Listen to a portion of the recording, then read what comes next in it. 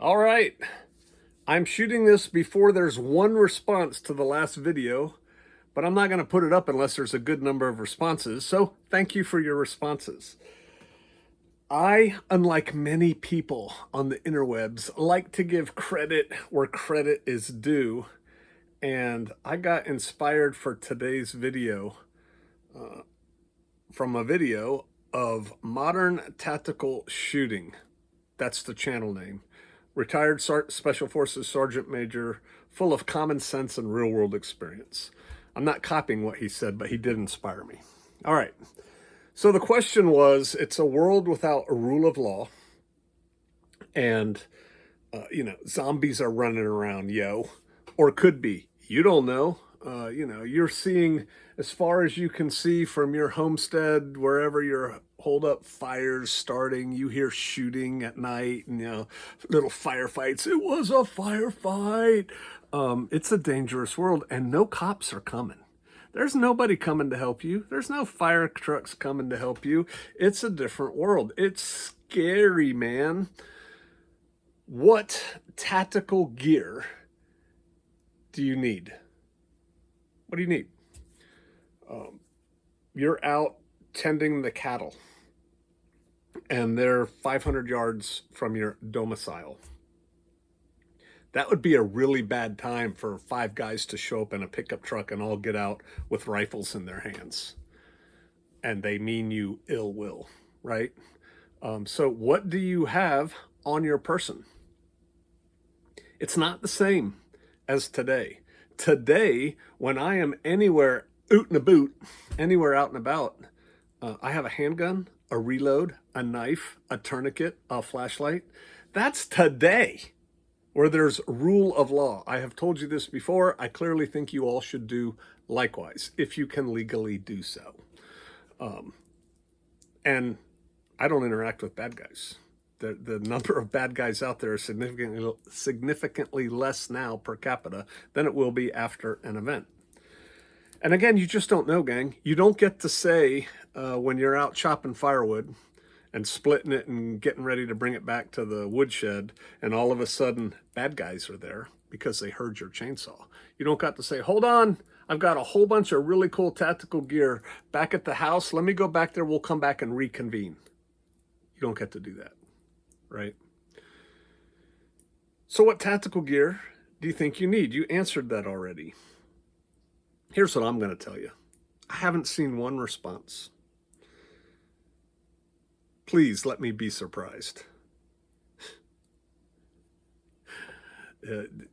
You can't have that. You don't need that. You're not going to be able to deal with that.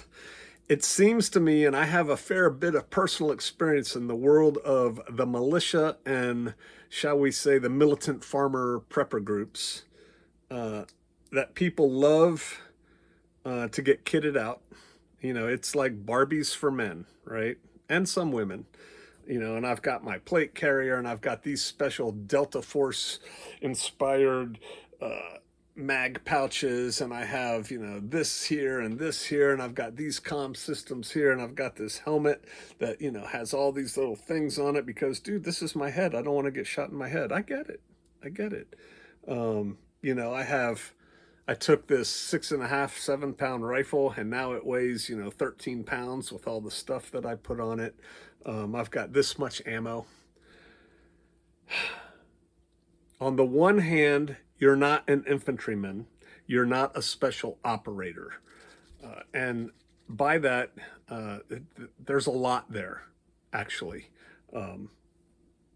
Training, logistical backup, operational support.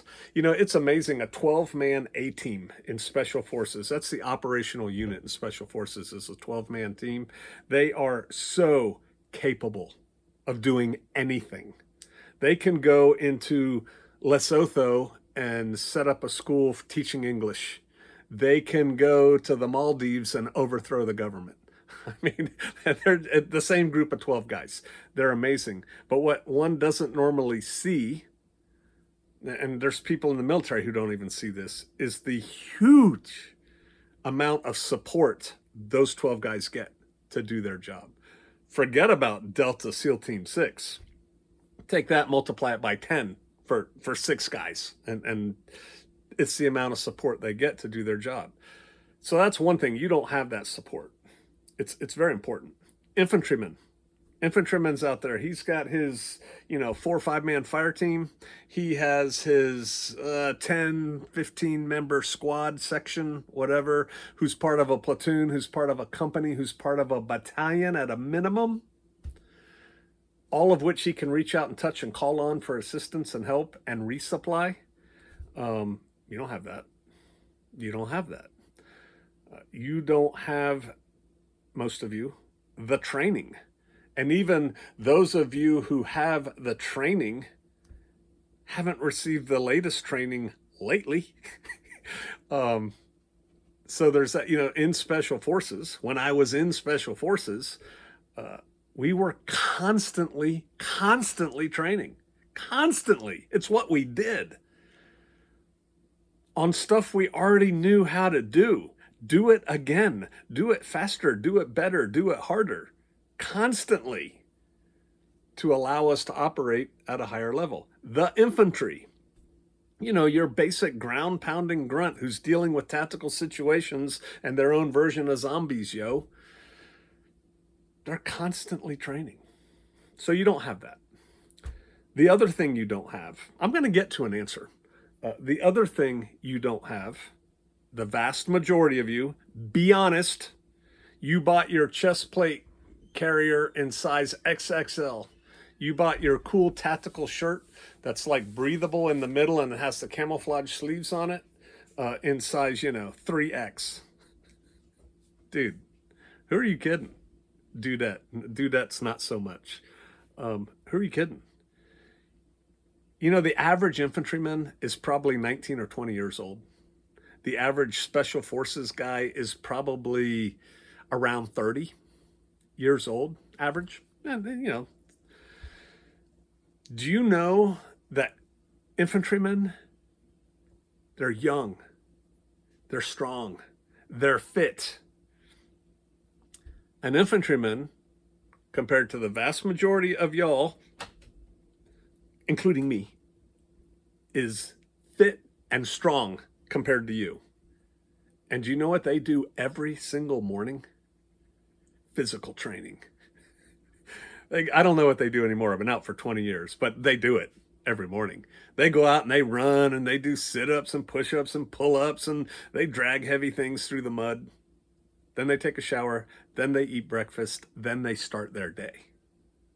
Every day, Monday through Friday, they do that. Special Forces, the same, except harder PT. Ranger Battalion, forget about it. Those guys are manimals. They're just manimals. And that's to start their day. I could give you stories, but this is going to be long as it is. So they're already young and fit. And they're busting their tail every morning to get fitter or to at least maintain their level of fitness. You're not doing that. That matters. And so when you look at some infantryman's loadout or some Special Forces guy's loadout or some SEAL Team 6 loadout, tactical loadout, and you think, I need that, I got to tell you, you can't handle that. You can't handle the truth. You can buy it. It's America, man. Throw money at it. You can get it. You can get all kinds of cool stuff. The reality is that gear does not outweigh. That's a poor choice of words. Gear does not surpass one's lack of training and physical ability. You can't make up for it by throwing money at it. I have made the comment here many times that you could have all that kit, all that Gucci kit, you and your 5 buddies, your militia team. Let's make you guys 30 years old. Let's make you pretty fit. Let's give you all that kit. I've got the special airweight chest protector and, all the things, right? Those of you who know what I'm talking about. There's Geardos out there. You could take that and go against 5 guys from Delta or SEAL Team 6 or, quite frankly, Special Forces. who just had 30-30s with loose rounds in their pocket, and they would eat your lunch. They would eat your lunch in a fight. The kit's not going to save you.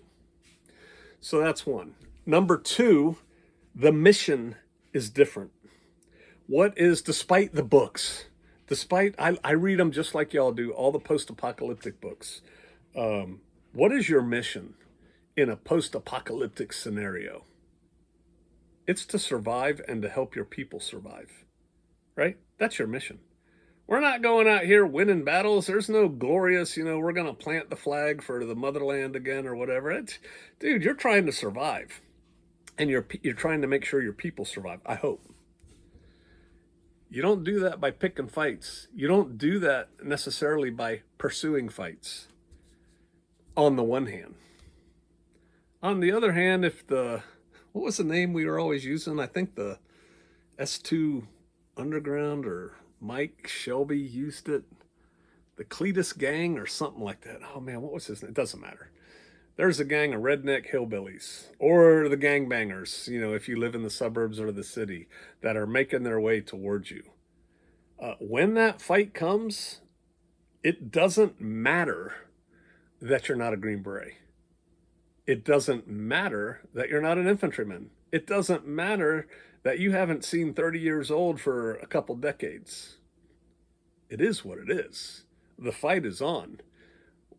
It'd be a whole lot better if you were a 30-year-old, super fit, well-equipped, well-trained person. It would be, but you're not. And so your tactics have to be different. They have to be different. And tactics and mission drives the gear. You don't have the gear and say, okay, now what can I do with this? Let me go do this. You say, I have to do this. I have to be able to do this under these conditions. What gear do I need? And do not forget that those conditions have to, in your case, include your training, your logistical backup, and things like that. Lack thereof of training and logistical backup. So, I did a video, years ago, when body armor was just coming into fore in the civilian market in the US. And I think I had two pieces of body armor, two, chest plate carriers things set up. And I showed them. And I told people, you don't need it. It made so many people so mad. You don't need it.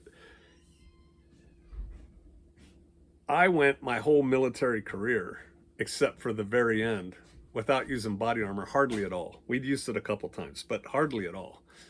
There are guerrilla armies all over the world, and have been forever, that successfully fight, and they don't have body armor. Body armor weighs pounds. Even the high-speed, lightweight body armor that most of you cannot afford weighs a lot. That affects your mobility, and mobility is what you need, Vikings.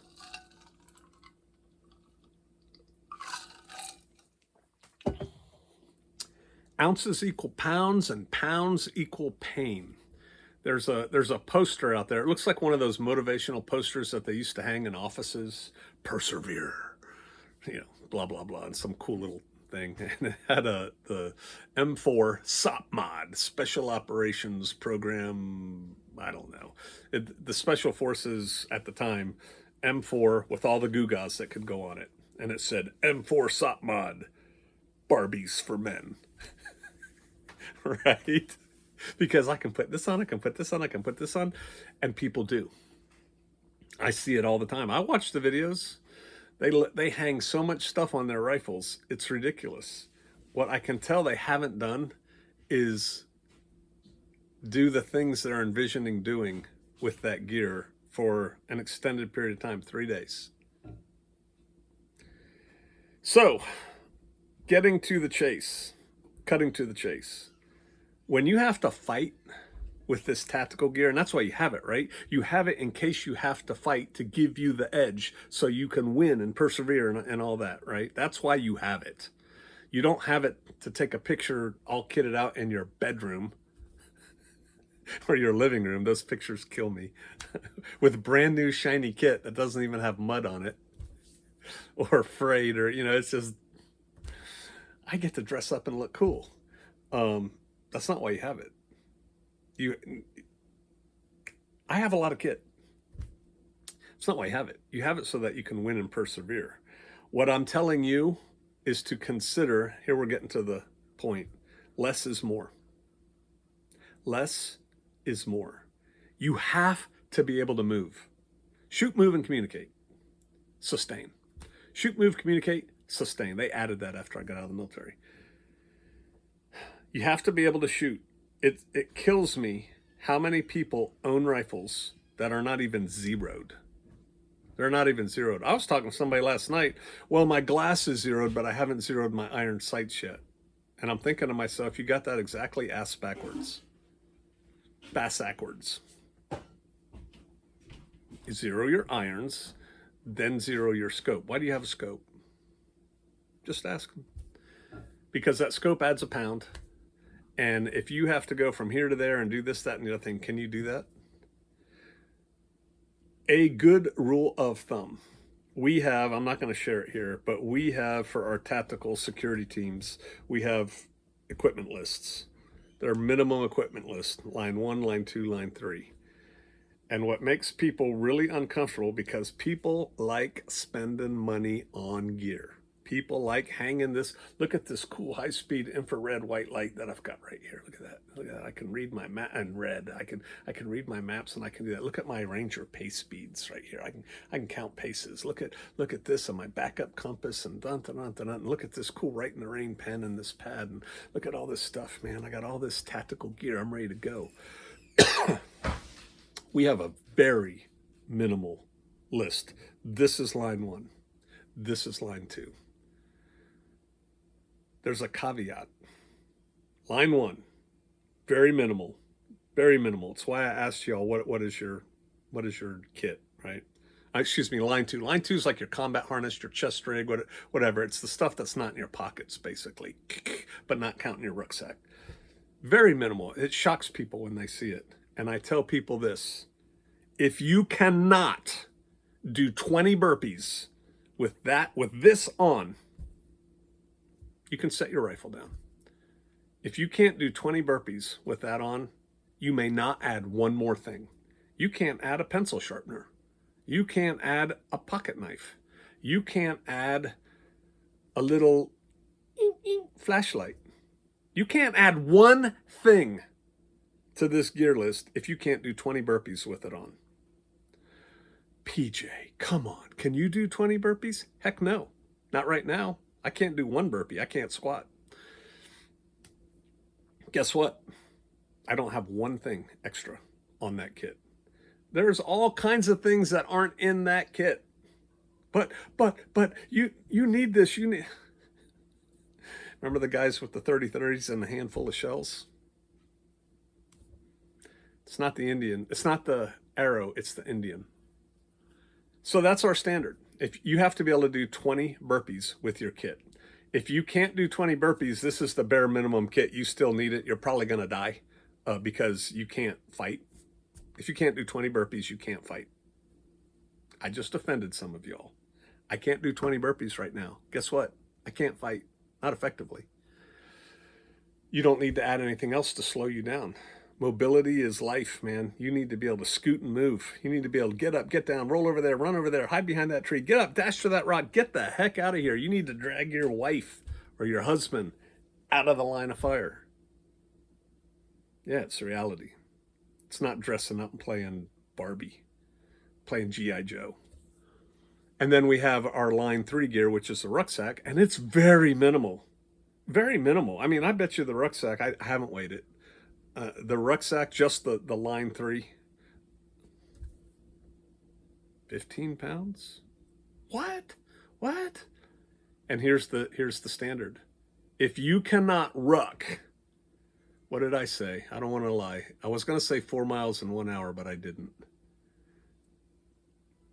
I said 5 miles in an hour and a half. If you cannot ruck meaning line 1, line 2, including a rifle, line 3, your rucksack. If you cannot go 5 miles in an hour and a half, you cannot add one thing. Not one thing. Why? Because I understand that if you can't move, if you're not fit enough to get up, get down, jump over there, run over there, do this. Guys are piling out of the pickup truck. I got to run over here and do this. Maybe I set my rifle down right over there because I'm hoeing. Because if you think you're actually going to tend a garden with a rifle on your back, you're not. You're not. You're going to set it down. I got to dive over there, get that. They're shooting at me. I got to shoot back and run over here because it's zombies, yo. If you can't do the 20 burpees, if you can't do the 5 miles in an hour and a half, gang, you're in trouble. You're in trouble. Infantrymen can do that. Easy. Special forces can do that. Easy. It's their job. They can do it with more gear. Standards. So, is there a place for all that gear? Sure, if you have like a sandbagged observation post that lets you watch the approach routes into your area, and you keep 2 guys on there at night or 2 guys on there 24/7 or whatever, they can have all the gear, man. They can have the tactical helmets and the body armor and, you know, a bazillion rounds of ammo and all that, because they're not going anywhere. They're just sitting there. But as far as walking around, all right, we're going to walk down and check out OP3. Again, if you can't meet those minimum standards or something like it, you got no business carrying all that stuff. How much ammo do you need? This is a thing that's interesting to watch for those in the know in the military. Forever, throughout history, soldiers have carried, like from Brown Bess muskets, around 100 to max 200 rounds, but usually like somewhere right around 100. When I was in the infantry, we carried 7 magazines. 3, and 1 in the rifle. So that's 7 times 210. 210 rounds of ammo. In SF, we carried more. When the war first started in Afghanistan, guys were the rack. You know, you've got like 12 magazines here. You got all these magazines in your ruck. I got more magazines in the truck. I got dun, dun, dun, dun, dun. And all my buddies have that much too. But again, go back. All my buddies and I did PT this morning and yesterday morning, and we're going to do it tomorrow morning. They had all this ammo. Well, then it got down. People started watching, and you can see there's interviews and stuff with like guys from Delta, like going after terrorists. They started out with all the stuff. They ended up going with like 2 or 3 magazines. That's it. Because most of the time they figured out when they're hitting the house, they're not even firing a whole magazine. And if the world goes to crap, and all of a sudden they need more ammo, they will have more ammo provided to them. So they're good. They can run around fast and light. So then some infantrymen started trying to copy that. They're like, oh, look, the D-boys are only carrying 2 extra mags. Yeah, they have a totally different mission. You guys have contact. You're in this exchange of gunfire with Taliban that are up there who are reinforcing, and you're calling for fire, and it's going to be a half hour before the world shows up to help you. You're going to need a lot more ammo. But the infantry isn't running away. I submit to you that in many cases, you're going to have to run away. And so how much ammo do you need? There's no answer to that. MET-TC. But you're going to have to figure that out. I'm telling you, average out of shape you. Out of shape means if you're not doing hard physical training every day, you're probably out of shape compared to what I'm talking about. You're probably not going to be toting around 13 magazines of ammo. 3 magazines might be enough, might not be. I designed the Minuteman bag that's made by Sojourn Gear to carry 3 extra magazines because I have 1 in the gun at the time and 3 in there, and that's 4 magazines, and I figured I could handle anything I needed to handle at that point. Go back to the aforementioned sandbagged in observation posts that you can see. You can store all kinds of ammo and medical gear and everything in there. But on your person, be smart. Here's the challenge to you, and then I'll get off. It's been long enough. You can disagree with me. It's cool. It's fine. Disagree with me. Take what you think you need, tactical gear, and do a couple things with it. One, go cover 5 miles as fast as you can. Go cover 100 yards as fast as you can. Cover 100 yards uphill through the forest as fast as you can with that gear on. Do them repeatedly. Like, go do your 5-mile walk jog, then do the 100-yard dash, then do the 100-yard dash uphill in the woods with all that gear. See what that's like. Drag something heavy. Tie 2 tires together, put a rope to them, grab those and drag them backwards with all that gear on. Tell me how much you love having those extra little gewgaws all over your person at that point. You're going to be like, pew, pew, pew. Appalachian Trail.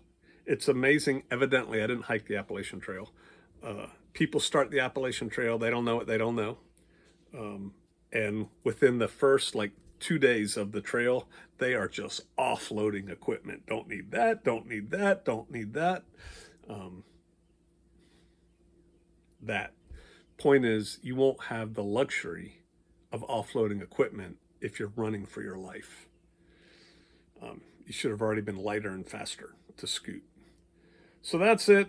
Not the satisfying, this is what you need, because we're all different. Our situations are all different. But I'm telling you, you don't need all the gewgaws. Get good with the basics. Get good with your basic M4 rifle. Iron sights. I know. What? Everyone knows we use optics now. You have optics on your rifle? I do. I also know what I'm not doing. And I can take them off. Boop, they're off. So there you go. Think about it. I am fascinated in your comments, especially those of you who disagree. Now, if you're like I was, years ago, you're 35. Oh my gosh, you're almost over the hill. And, you're doing CrossFit 3 or 4 times a week and you train with your gear every other weekend and stuff. Probably handle it. If you're like the average person who's spending millions of dollars a year in total on tactical gear, yeah, you should probably buy a gym membership instead. Better use of your money. All right. Appreciate you. Hard truths. I will. See you out there.